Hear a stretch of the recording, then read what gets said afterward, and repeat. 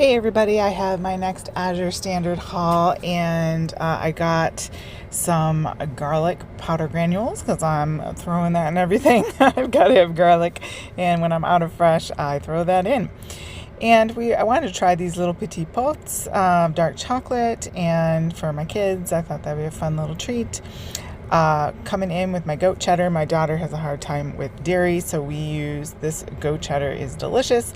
And I did get a huge block that I'm not showing here in the video, but it was a big 5-pound block that I already have in my fridge, and then I had these little ones as well, and the smoked one is really good, as well as these regular cheddars. I'm trying their canning products out with the superb lids here. I got pints and quarts.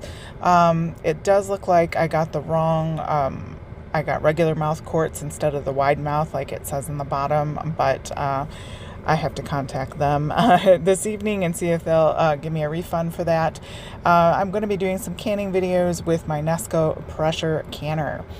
And I'm going to try their toilet bowl cleaner just because I'm tired of using chemicals. Our septic tank system is crumbling, and I think it might be because of all the chemicals. So going to try that out and see how I like that, and as well as the dryer sheets. These smelled really strong in the lavender, so if you have smell or fragrance sensitivities, you might want to pass these up, but they should be fine. We'll have to try them out.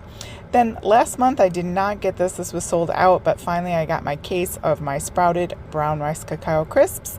And we definitely like alternative breakfast cereals rather than the junky chemical cancer-causing stuff that we get once in a great while as a treat, but for the most part we like to stay away from that. So I'm happy to have gotten the good price on that case.